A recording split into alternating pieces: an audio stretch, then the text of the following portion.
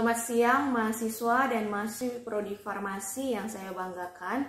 Kembali lagi di mata kuliah farmakoekonomi. Kali ini kita akan membahas topik mengenai analisis biaya terapi dan analisis cost minimization.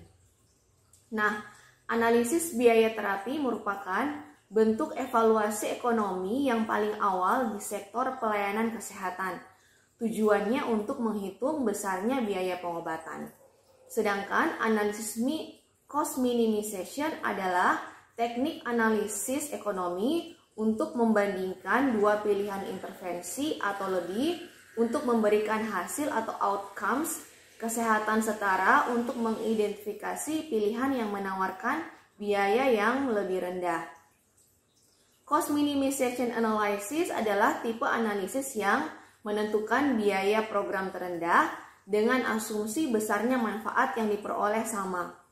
Analisis ini digunakan untuk menguji biaya relatif yang dihubungkan dengan intervensi yang sama dalam bentuk hasil yang diperoleh. Suatu kekurangan yang nyata dari analisis cost minimization yang mendasari sebuah analisis adalah pada asumsi pengobatan dengan hasil yang ekivalen. Jika asumsi tidak benar, dapat menjadi tidak akurat. Pada akhirnya, studi menjadi tidak bernilai. Pendapat kritis analisis cost minimization hanya digunakan untuk prosedur hasil pengobatan yang sama. Contoh dari analisis cost minimization adalah terapi dengan antibiotika generik dengan obat paten. Outcome kliniknya itu efek samping dan efikasinya sama. Yang berbeda hanyalah onset dan durasinya. Maka pemilihan obat difokuskan pada obat yang biaya per harinya lebih murah. Klasifikasi biaya terdiri dari biaya medik langsung, biaya non-medis, biaya tidak langsung, dan biaya tidak teraba. Kalau biaya medik langsung adalah biaya yang paling sering diukur, merupakan input yang digunakan secara langsung untuk memberikan terapi. Misalnya, biaya obat, tes diagnosa atau tes laboratorium, kunjungan dokter, dan biaya rawat inap. Contoh biaya medis langsung untuk kemoterapi meliputi produk kemoterapi, obat lain yang digunakan untuk mengatasi efek samping kemoterapi, alat untuk pemberian intravena, biaya klinis, dan kunjungan dokter. Kemudian masuk ke biaya non-medis langsung. Biaya non-medis langsung adalah biaya untuk pasien atau keluarga terkait langsung dengan perawatan pasien, tetapi tidak langsung terkait dengan terapi. Contoh dari biaya non-medis langsung adalah biaya menuju ke praktek dokter atau biaya transportasi, klinis atau rumah sakit, jasa pelayanan kepada anak-anak. Kemudian biaya tidak langsung. Kalau biaya tidak langsung adalah biaya yang disebabkan hilangnya produktivitas karena penyakit atau kematian yang dialami oleh pasien. Atau indirect benefit merupakan biaya yang dihemat karena terhindarnya biaya tidak langsung, merupakan peningkatan penghasilan. Contohnya pada pengobatan kemoterapi, biaya tidak langsung disebabkan waktu pasien tidak bisa bekerja untuk mendapatkan terapi atau produktivitas yang berkurang karena pengaruh penyakit atau terapi yang diterimanya. Yang terakhir, biaya tidak teraba. Yang termasuk biaya tidak teraba antara lain biaya untuk nyeri, sakit, cemas, atau lemah yang terjadi karena penyakit atau terapi suatu penyakit.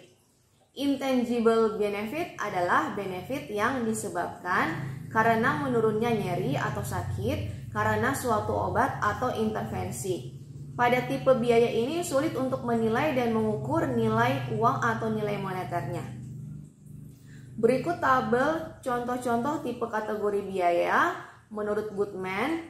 Nah, di situ ada dirincikan direct medical cost, direct non-medical cost, indirect cost, dan intangible cost. Contoh dari direct medical cost yaitu pengobatan, monitoring terapi, administrasi terapi, biaya konsultasi dan konseling pasien, biaya tes diagnostik, biaya rawat inap, kunjungan dokter, kunjungan di unit gawat darurat, kunjungan medis di rumah, jasa ambulans, dan jasa perawat.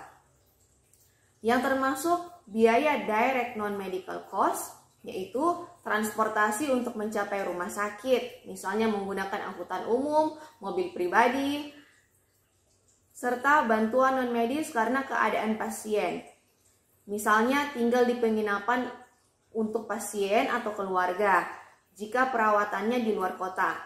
Kemudian jasa pelayanan untuk anak-anak pasien.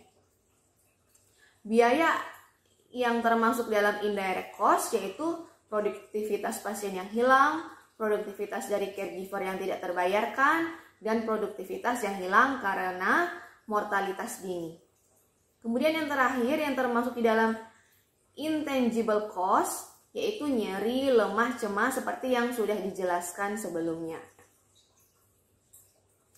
Kerangka kerja untuk menetapkan biaya terdiri dari 5 langkah, yaitu spesifikasi dari input, menghitung sumber daya masing-masing unit atau input, menilai input, penyesuaian terhadap perbedaan waktu, dan mempertimbangkan ketidakpuasan.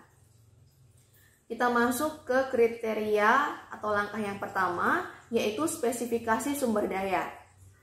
Langkah awal dalam menetapkan biaya terapi atau program adalah mengidentifikasi sumber daya yang digunakan oleh program, meliputi bahan-bahan yang digunakan untuk menghasilkan terapi atau pelayanan. Tujuannya adalah untuk memperoleh daftar input yang digunakan untuk terapi atau program. Langkah selanjutnya yaitu menghitung unit, yaitu untuk masing-masing sumber daya ditetapkan satuan atau unit penggunaan atau unit yang dikonsumsi. Besarnya sumber daya yang dikonsumsi diukur dalam satuan unit. Sebagai contoh, penggunaan obat diukur sebagai dosis, pelayanan dokter diukur sebagai prosedur, dan pelayanan rawat inap diukur sebagai hari. Langkah ketiga yaitu menetapkan nilai mata uang. Sebagai panduan umum, waktu dan usaha yang digunakan dalam menetapkan nilai mata uang harus sebanding dengan pentingnya sumber daya yang digunakan. Sumber daya utama harus diutamakan dibandingkan dengan sumber daya minor. Secara umum, pengukuran nilai sumber daya yang paling baik adalah opportunity cost. Langkah selanjutnya yaitu alokasi sumber daya. Jika sumber daya digunakan secara khusus untuk menghasilkan suatu produk atau jasa tunggal, maka dalam akuntansi disebut biaya langsung. Sistem alokasi biaya dirancang untuk mendistribusikan biaya berbagi yang sesuai dengan berbagai produk dan pendapatan bagian. Biaya dapat dialokasikan dalam beberapa cara yaitu misalnya meter persegi, waktu yang dihabiskan, dan pendapatan yang dihasilkan. Langkah terakhir yaitu penyesuaian biaya terhadap perbedaan waktu. Nilai mata uang sekarang lebih tinggi daripada masa yang akan datang. Karena nilai mata uang sekarang dan masa yang akan datang tidak sama. Maka jika program yang dilakukan dalam beberapa tahun ke depan, biaya yang akan datang harus dilakukan dalam beberapa tahun juga. Biaya yang akan datang harus dilakukan penyesuaian untuk menggambarkan nilainya pada saat sekarang. Kemudian kita masuk di aplikasi analisis cost minimization dalam pelayanan kefarmasian.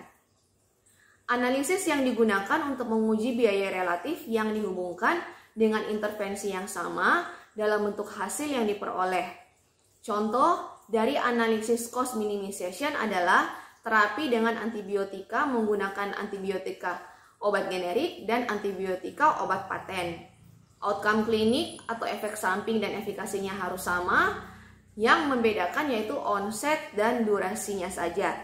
Maka pemilihan obat difokuskan pada obat yang biaya perharinya lebih murah. Baiklah, sampai di sini saja penjelasan topik kita pada hari ini. Saya ucapkan terima kasih. Kita ketemu lagi minggu depan di jam dan hari yang sama. Terima kasih.